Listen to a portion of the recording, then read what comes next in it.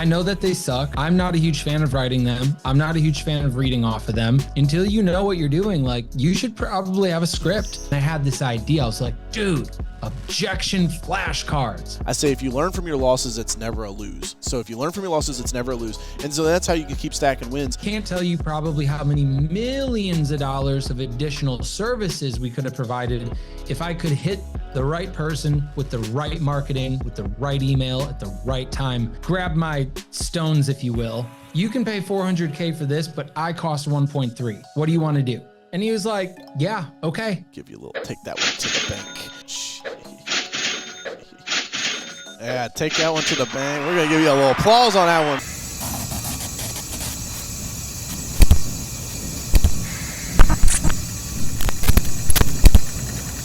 Hey guys, what's up? It's Coach Carroll. Welcome to another episode of the Sales Factory Podcast.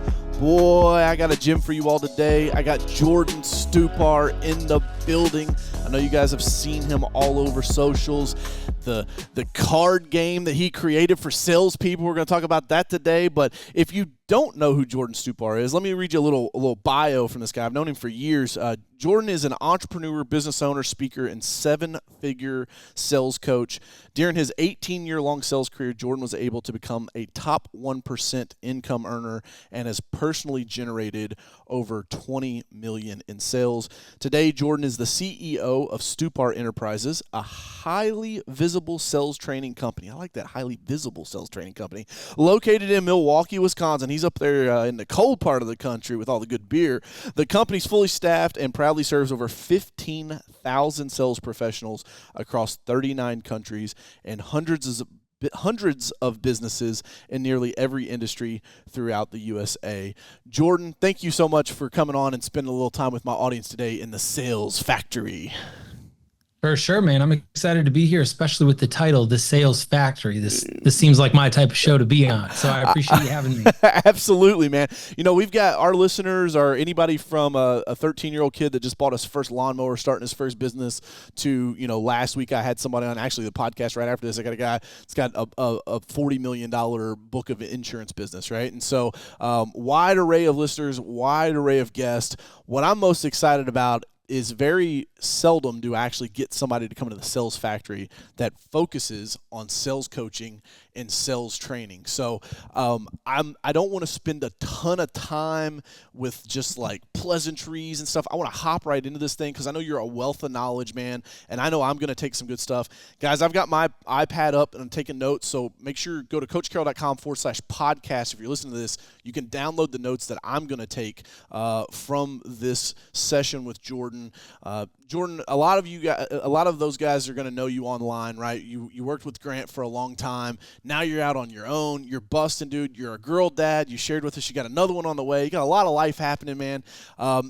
Talk to us about where Stupar Enterprises are right now and the crazy growth, man, that I've been able to watch you have for the past several years. It's been awesome, man. Let everybody know kind of what's going on in your world. Yeah, so I run a sales training company. I still don't really like the name, like sales training. It just sounds like too much work for the end user, but it is what it is. I help salespeople and sales organizations make more money and get richer by implementing what I like to call micro processes into the sales process. I'm not necessarily ever trying to, tell people that they should follow my exact process or anything. I just like to help figure out where areas of inefficiency are within different organizations or different salespeople. And then I give them some best practices and some things that, again, if they implement it, very, very high probability that those things work to secure more opportunities and help that person make more money. Yeah, man, I love that. Oftentimes you hear about sales. It's not a magic bullet, right? It's about 1% better and 2% better. And, hey, I did this little thing, and now my close rate went up 3%. You start stacking those wins, and that's when you can really see a difference in business. When you talk about micro processes, let's hop right into this. Like, what's maybe one or two things that you see that you're like, man, most of the time when I go into an organization or I work with a salesperson, it's like blatant. It's like this is like like 9 times out of 10, I know that I'm going to ask them this question. This is going to be their answer, and this is like one of the first things I can fix. Yep, for sure. So like micro processes can involve themselves from, the sales script that you read to the presentation or the demo that you have when you're formally showing your product or service, to sending out a proposal, to your follow-up process for those of you that might have a longer sales cycle, a couple of days, couple of weeks, in some cases, couple months. Basically, my question to you would be, if you know what to do, how much do you know what you should do next? That would be the question. I've broken my traditional sales approach into always, sometimes, and nevers. There's going to be some questions that some of you guys might ask, or a way that you handle an objection or approach that you have to following up or something that just like never works. So like, let's be aware of that. And if it has a lower probability of working, drop that into your never category. Like, hey, I am never going to ask this dumb question again, or whatever that thing is. Just isolate that. Don't do it. Then you have your sometimes is. These are the things that, depending on, where, Coach Carroll is in the country. Maybe I would send this type of follow-up versus something else because, I know where he's located, or I understand his belief system or his goals or something. These are kind of the special things that you do sometimes that, again, with the appropriate customer, with the appropriate size deal or whatever, traditionally would add more value to that person and likely increase the chances of you getting a deal. And then you have your always is. And that's where I really like to step in, and I really like to give people the micro process. For instance, a lot of you guys probably send out some type of, proposal, quote, invoice, something. Whenever I do that, and whenever I do that, I always send it out to somebody in a message, email, text message, but it's always going to be accompanied by an enthusiastic selfie video. Yep. I'm always going to record something 15, 30 seconds long. Not only am I just going to slide over some proposal to you, but one of my always is to grab my phone, shoot a video and say, "What's up, Coach Carroll? It's Jordan over here. Down below is where you're going to find that proposal. Hopefully I've done my job so far and have, made you confident and aware of the information so that you can make the best decision. And by the way, if you find yourself not signing that or whatever, call me, text me. I'm sure that we can work on something, or I can answer any additional questions, and then I'll send that out." Wow. And so just doing that in general is a good idea. But again, implementing an always, a sometimes, and a never will give you some more clarity on just really what to do next. I try to have more of a step-by-step, process-driven approach to selling.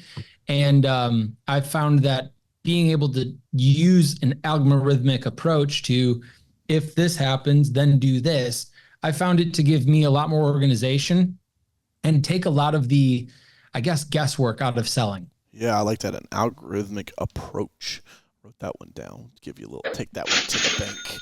Algorithmic approach. Say that 9 times fast. But it makes perfect sense, right? Like, and a lot of times in businesses, you'll see this too, where like if the owner is the one selling, right? It's like, well, I just get on and I kind of like use my charisma and I kind of talk to them, and then I figure out where it needs to go. That's very, very difficult to start duplicating when you need to scale or hire additional people, right? And by not having the same process, if I'm understanding you right, Jordan, it's like not only is it hard to duplicate, but it's also hard to figure out what actually works. Because if your pitch is different every single way or every single time, you're not exactly sure like what was the thing that made those people close, or how did I take them through that step. Talk to me 100%. Talk to me a little bit about scripts, because I know a lot of people hate scripts, right? They say, "Oh, scripts make me sound scripted." What's your approach with scripts? Because I think it's great for training, but would love your take on, how to use scripts. How, like, do we need to sound like a robot, right? And when we're reading them, because a lot of people, when they do that, or maybe you're dyslexic like Coach over here, and I'm like, please don't ask me to read a script because it's going to be awful, right? I was struggling getting through his bio. That was hard enough, right, on camera. So talk to us about the scripts, man. Well, you did great on the bio reading. Fantastic. You even improvised a little bit there with like the beer and cheese or whatever. But here's my take on scripts is I know that they suck. I'm not a huge fan of writing them. I'm not a huge fan of reading off of them. But until you know what you're doing, like, you should probably have a script. Anybody out there that says that having a script will make them sound too scripty is just a person that literally is making an excuse to not practice that script enough times to internalize that script, memorize that script, and personalize that script. You can give me your same script and I'll deliver it in its fullest. I've been doing this for 20 something years. I know emphasis on words and tonality and these little nuances. But if you're out there and you're thinking that you sound too scripty, it's because you're still reading off the script. You should read off that script so many times that you don't need the script anymore, can still stick to the script while delivering your own personalized, vibrance to that script to make it really connect with the person that you're talking to. So we're building the scripts then more for training purposes, not like, hey, pick up the phone and read from this script, right? Right. I mean, initially, sure, read off the script, do the song and dance, understand some of the nuances within the call that you're on or whatever. But, the whole intention should be to use your mornings, use your nights, use your weekends to master that script so that sooner or later you can come in and you can become unconsciously competent. We're all familiar with that term. Yep. And I always tell people that you're not good at sales until it's the most boring thing that you can do all day. If you're bored, that's when you're making money because you already know what's going to be said. You know what questions to ask. When you ask this question, you're going to get one of these 3 different responses. And if it's one of these 3, then you can say that, like, it should just be boring where you pretty much know everything that could ever happen on that call and you make it a predictive process versus, oh my God, like they asked this question. It's like, you should know that they're going to ask that question already. In fact, put it in your script so they don't have to waste their time asking you. I like that. Yeah, that's always been one of my favorite things in sales is like take the objections and bake them back into your sales pitch. That way when the next guy comes along that has that same objection, you already hammered it out. And if you're doing your job as a salesperson, right, you get to the end of the pitch and you say, do you have any questions? And the answer should be no. It's like, nah, man, like I can't think of a single question or objection that I would have. I like that you said make it a predictive process. Rinse and repeat over and over. And every person's going to be different, but the process should still be pretty much the same every single time, right?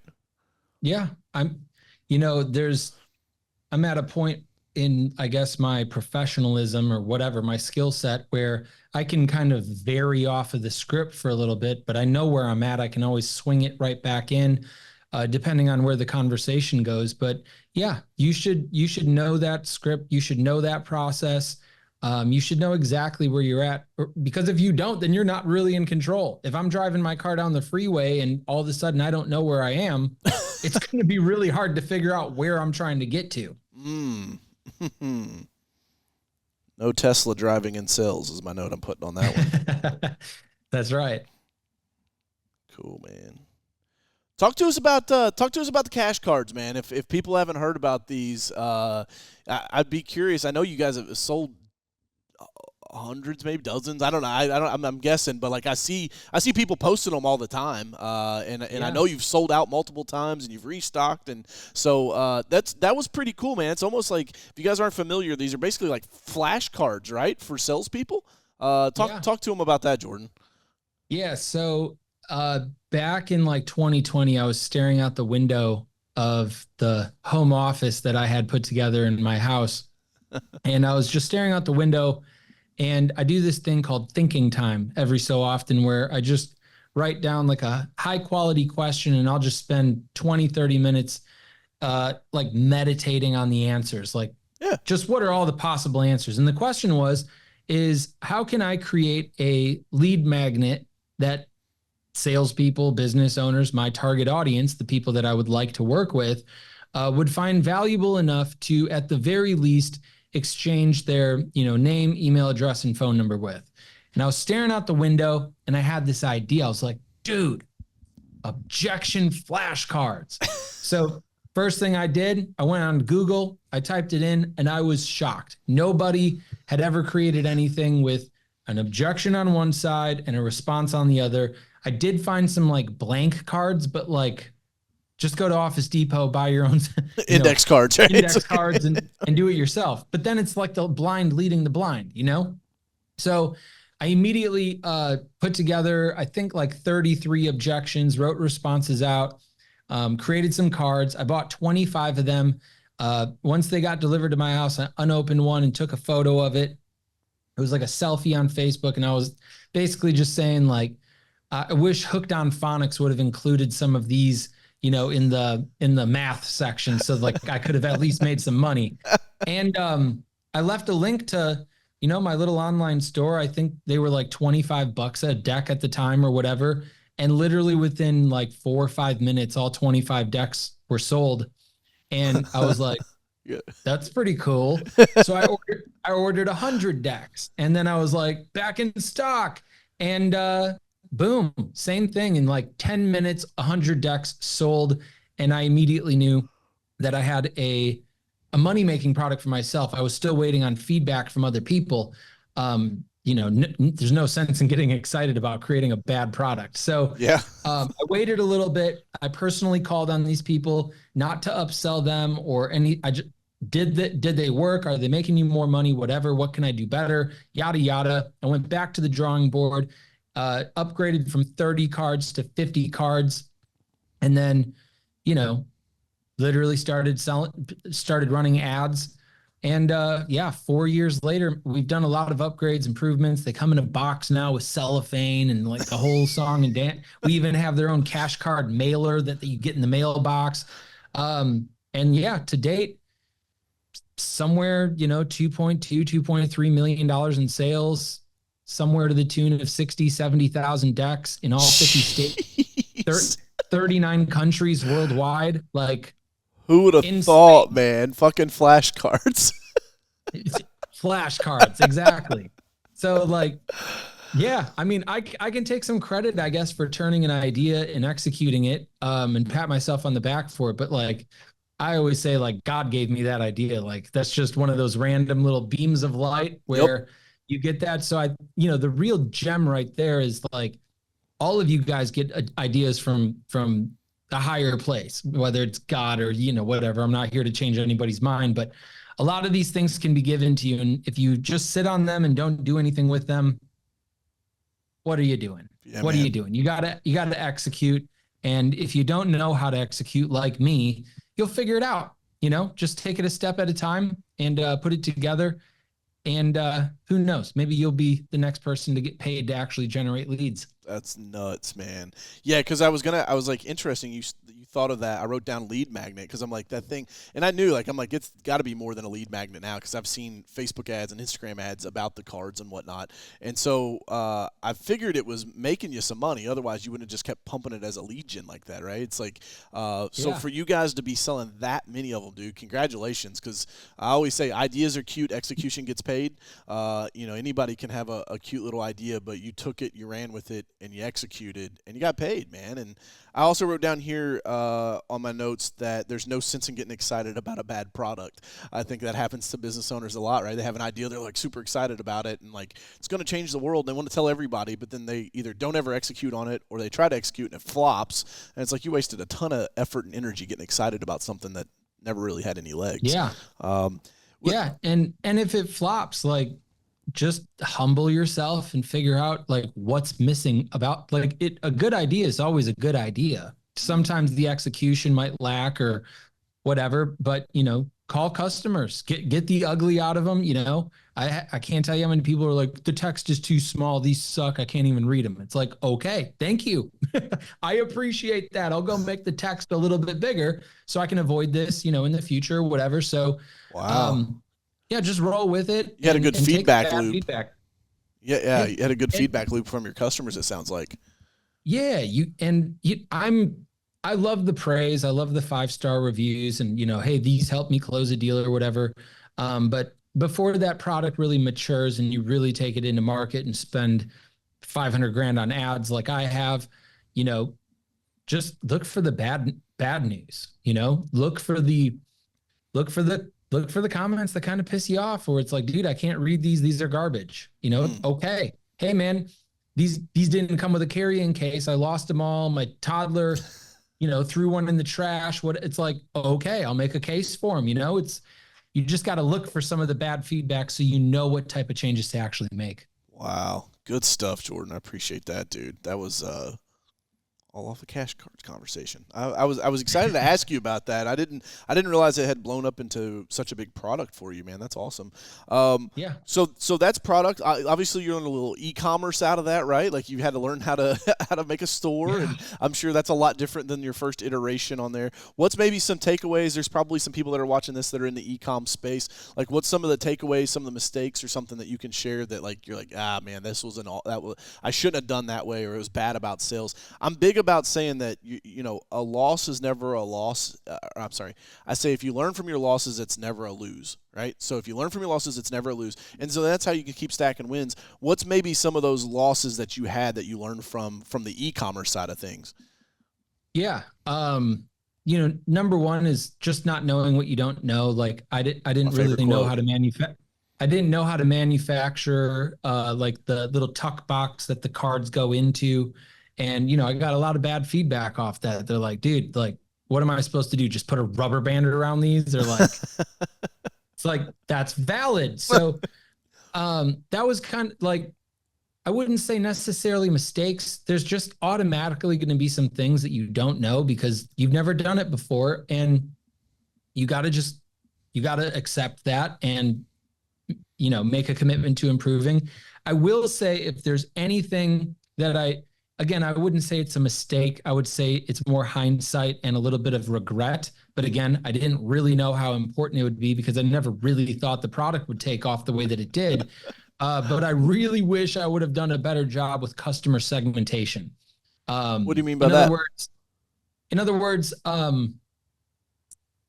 if Coach Carroll, you come in and I get, DJ Carroll on an order and you have 3 decks of cards. The only thing that really might mean to me is that you might have a sales staff with 3 people, but I really have no idea what business you're in, what your role is.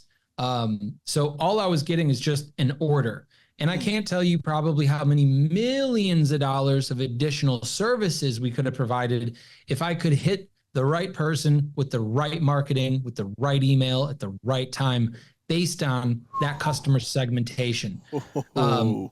I have a lot of friends these days that have taken the journey from, say $10 million a year to $50 million a year. And I always ask, like, what's the difference? 10 to 50. They're like, it's really not much. When you get from like 5 to 10, you've got a lot of processes figured out, yada, yada. But the key from scaling is segmentation. Knowing how to remarket additional products and services to the right person at the right time and communicating in the right way. Jordan putting you guys on game and you're not even realizing it. I hope you're taking notes. Because I'm telling you, the customer segmentation, you see this with Twilio and all these platforms that are coming out. They're like, customer segmentation. And listen, I mean, Andy's here with me. We've been on several calls with these types of platforms. And when we get to the end of their pitch, I'm like, so, like, what the fuck do you guys do? Right? Like, they have such a bad process of, like, selling it, how we can use it. What you just said there makes so much more sense. The reason why I hit you guys with the cash machine on that one was because that just broke some stuff loose for me. What Jordan is telling you is if he would have known that if DJ was a roofer versus a CPA, instead of just sending out an email marketing campaign that says, hey, does your sales team need sales training? If he knows I'm a roofer, the email says, hey, DJ, the way you can crush it in your roofing business next year are these 3 things, right? It's speaking a message directly to that person, which, again, we don't do a great job of. That's interesting, Jordan, that you said those guys that are scaling from 10 million to 100 or 10 to 50, they're saying, hey, it's just around the messaging to get that adaptation or adoption of their services. Shoo-wee, man. Yeah, I have a good friend of mine here in Milwaukee that is an absolute e-commerce expert. He sold one of his e-com brands for close to $40 million. And I was like, I get it. You had a great product, blah, blah, blah. But like, what was the thing? He was like, oh, that's simple, man. Just extremely niche, unique messaging to the right person at around the right time, you know? And if you can do that and you're speaking their language and you understand, the little nuances and pain points, and you can sell that easily and as easy as an email. Yeah. And so just email it to them and watch them buy. So Wow. I would definitely say that would be, again, not the biggest mistake. In hindsight, it's kind of a mistake, but I didn't really know how important segmentation Right. would be. If you don't know, you don't know. That's, that's Jordan, if we're talking about customer segmentation, like what are some ideas? Like, do you think it's just more of like a client intake form to where you get more data, or like what could you have done to improve that to give you those data points? Yeah. I've thought about putting in different fields that people can check out. Obviously, name, address, we're shipping stuff. But even just voluntary fields about, what's your role or title? And, was this for yourself or your team? Something just as simple as that. What industry are you in? That's all that I would really need to know based on role, title, you or your team, and what industry you're in. More than enough data for me to do a much better job of saying, oh, this guy's in marketing. Let's talk to them about marketing and sales versus, do you want to get better at sales? It's like, yeah, I do. But like, do you work with roofers and insurance? The marketing guy's like, it's not my job. Like, he opens that email, or maybe your email doesn't even get opening because the subject line is specific to sales and not marketing, right? 100%. Wow, man, good stuff there. Thank you for sharing that with us. Holy smokes! And like, just an extra quick piece of data. Yeah, man. Just segmentation on like email lists. This is something I've done in the last couple of months. I was able to take my mass email list when I blast off a newsletter or whatever. I've been able to figure out ways to virtually create one newsletter, but deliver it with different subject lines. And I've been able to increase my open rates on email blasts from usually like 8-9% up to 43% open rate across the board, across tens of thousands of email addresses. Just segmenting who are you and what's one thing that I can add that maybe you'll click on. And that's it. Jordan, is that something like putting their like a merge tag, like their first name in the subject line, or is it something about like more information that you have further down the funnel? Yeah. So to historically and retroactively combat the not knowingness of segmentation, I gave ZoomInfo an ungodly amount of money. They are expensive. $54,000 because of one reason. It'd be nice to get more business owners' cell phone numbers, call them, whatever. But the main problem I was trying to solve for $54,000 is ZoomInfo has an integration with HubSpot. And when a contact gets created inside of HubSpot, it takes their email address, phone number, name, all the data I currently have, and appends that data. And now I can see, Coach Carroll, business owner, does about this much revenue, has about this many people on the team. And all of that info just seamlessly gets appended inside my CRM and allows me to, again, send a better targeted email. Or if I'm going to make a phone call, instead of just giving you a super cold call about sales training, I could talk about, hey man, I wanted to just confirm your email address. I have a PDF of 3 things every marketing company needs to know about selling in 2024. Where can I send that to? It just makes opening those doors so much easier because now you have a key. You're not just knocking. Wow. Third one, dude. We're on a roll. Oh yeah. Oh, I knew this was going to be good, man. It wasn't like, tell me about the first job you ever sold, Jordan. It's like I knew you were going to have data that you could share with us, and I knew it was going to be valuable, man, both to myself and the listeners. Like the customer segmentation piece is huge, man. With my exterior cleaning company, we do that with our Facebook ads. And when I made this change, I've been doing this before I even knew it was called customer segmentation, but it was like, Oldham County residents, Jefferson County residents, right? Like, or zip codes, right? people that live in the 40031 can now save $50 off exterior cleaning. When they see that ad, because it's only showing to everybody in the 40031, it's like, oh, cool. And it's like they engage with that because it's speaking directly to them.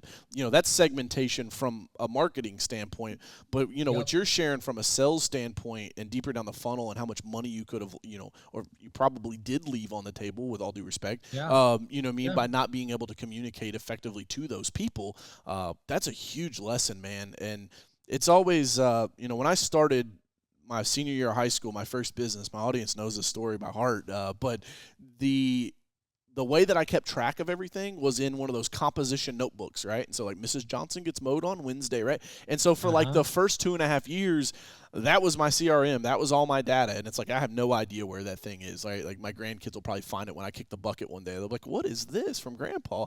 But, that's the power of information and keeping a clean CRM and keeping clean data points on your customers and your prospects. It's going to help you close more business. So appreciate you sharing that, man. I want to kind of shift gears a little bit. I know you've got quite a bit of experience in enterprise sales, right? I'm pretty sure in a past life. Again, I make sure I don't want to get you in trouble talking about things you're not allowed to talk about, but I'm pretty sure you closed a pretty big contract back in the day with a major telecom company. And so I was curious maybe if you could share a little bit of information. I was wondering if you could share some information about that, about enterprise sales, because it's definitely a different beast than a B2B or a B2C. And we've definitely got some people that are listening that are in that space. So any tips, tricks, hacks, if you can share the story about that, about that a little bit. If not, that's totally fine. But I want to turn that over to you because you shared that story with me before. It's pretty cool. Yeah. Back in the day, Grant Cardone's office, I closed what I believe probably still is the biggest deal in the history of their training organization. I closed a $1.7 million deal with Sprint Wireless. It took me 2.5 years. And at the time at that office in that sales role, all I was doing was B2B, very little B2C. So I'm just calling business owners. Do you have a sales team? Setting an appointment to look at the product, doing the sales pitch, doing the follow-up, creating the relationship to the close. And so basically, I was on Periscope one night. Oh, Periscope. Yeah, if y'all remember Periscope. I was on Periscope and some dude commented like his email address and said like, I'm a manager at Sprint or something. And I was like, I'll shoot him an email. No idea. Turns out that he was a Wisconsinite, and he was like, Hold up. Is that what you guys are called, with Wisconsinites? Or did you just make that shit up? No, that's like the cool, like an Indiana Hoosier, a Kentucky hillbilly. You guys are Wisconsinites? Wisconsinites, baby. That sounds like a Knights of the Round Table, like the highest level of knighthood that you could become. Like, jeez. Okay, sorry. Back to it. That's I'd never heard that before. That was pretty. A Wisconsinite. All right. Well, now you know. But yeah, it turns out he was based in Wisconsin and was a significant high role in Sprint and had all the connections. So I flew up to Wisconsin. We met at a brewery. Duh. And I formed a relationship with this guy, Russell. And Russell liked me enough where he's like, okay, I'll get your foot in the door with Illinois, Wisconsin, and Indiana. I'm like, okay, cool. So we ran a pilot program, which you do for free. And, I'm getting a bunch of, shit talking at the office. Oh, dude, you couldn't even close them. You got to give it to them for free. That wasn't a sell, Jordan. You went in and laid down. Exactly. Like, dude, you flew up there and walked home with no money. Like, you're weak, bro. You're weak. And like, nobody knows like how long the play is. Like, I'm not trying to acquire Wisconsin, Indiana, and Illinois. I'm trying to blow this thing up. This is a massive company. So fast forward a while, the pilot program did really well. I flew up to Illinois a bunch of times, started facilitating a lot of the training. And what I learned is, and this isn't probably for all businesses like large enterprise corporations, but probably pretty similar. Sprint loved Twitter. That was the place where all the executives were all the way up, the whole way up from salesperson to store manager to district manager to, the person that overlooks them, all the way up to the CEO, Marcelo Clure at the time. And so I just started getting on Twitter, and I literally would walk into stores in Aventura and in Coral Springs and Brickell and Miami, all over. I'll just walk into a store and say, hey, my name is Jordan. Can I run a free sales meeting for your team? And the store manager would be like, sure, go for it, dude. So they would gather like 3 teenagers, and like I would start talking about, objections and TEP, which was like their insurance add-on when you buy the phone, blah, blah, blah. And little by little, these people started taking photos of me, and then they would tag their district manager and the regional president. Hey man, this guy Jordan just bounced in, sick present, like we sold more yesterday because of him than we, whatever. And so I started identifying who the players are. And, 2 years later, I believe, talked to every single, there were 16 regional presidents that have their own decision-making power. They run their own billion-dollar company. And if you want to get the whole state of Florida, you got to find and become friends with and build some trust with the regional president. And so we finally got to meet, countless hours of preparation and yada, yada. And I went into his office, and we were finally time to get the whole state of Florida, 1,300 employees. And I walked in there with a deal for 1.7.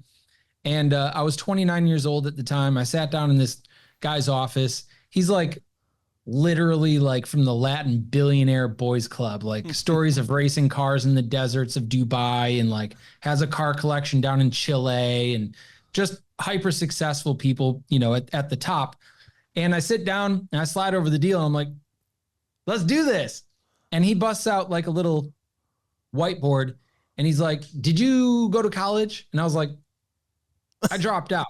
He's like, let me give you a lesson on economics. I'm like, oh shit. Okay.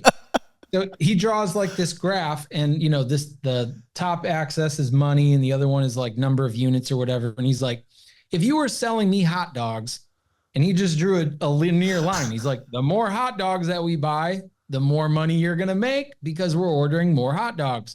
But with a software product, it's more like stairs. Because sure, there's some cost maybe for the 1,200 users, but then there's no additional cost. They already have a username, password. They can log in. They can check out this product. So here's what I'll do. I will buy your product as is, like you mentioned, all the deliverables and everything, and I'll overprice it, and I'll sign for $400,000. So $1.3 million less than what I was looking for.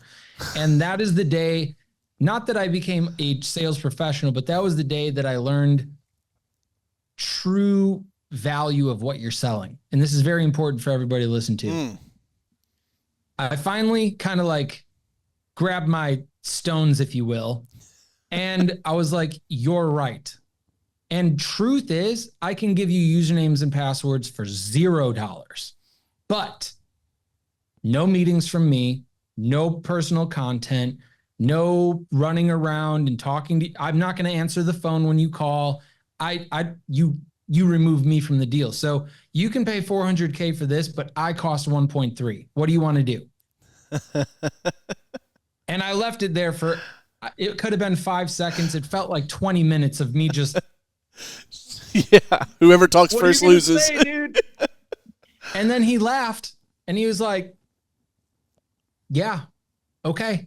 And we signed, and he signed that deal on Halloween, October 31st, 2016. And here's another just quick little sales and B2B lesson for you guys. Acquiring this deal put me at the bonus tier of annual production. So the annual quota to reach this annual bonus was $2 million worth of production. I had eclipsed that with this deal, but I needed money in on the deal. So I had the signed contract. That's not good enough. I need the first month's payment. I looked at the Sprint contract, and they have a net 60 term. If you're unfamiliar with what that means, when you send them an invoice, they, like by law or whatever, have 60 days to pay that first invoice. And if you guys know anything about holidays, Q4, end of the year, and just working big deals anyway, net 60 on November 1st guarantees I'm not going to get that check till middle January. Exactly. So here's what was on the line for me. I had an 8% retroactive bonus on $2 million. If any of you guys want to grab a calculator, that is $188,000 bonus above and beyond my commissions that I was trying to get. So here's the lesson is I got the deal, but now I needed to get paid. And so I literally called up Claudio. He was the regional president. And I said, look, man, I appreciate you signing that deal, bro.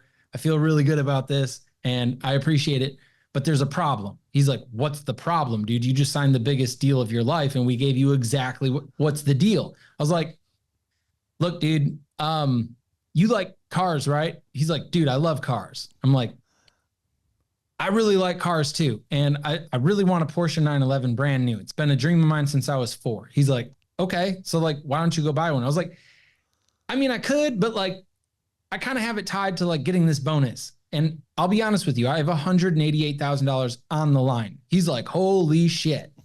I was like, all I need is I just need one check to come in before whatever it was, December 30th, I think it was that year at like 7:00. Like anything you can do to get that done. He's like, I don't know. I'm not in charge of, writing the checks over here. I just literally sign for stuff. And then there's another department, but like, let me make a call.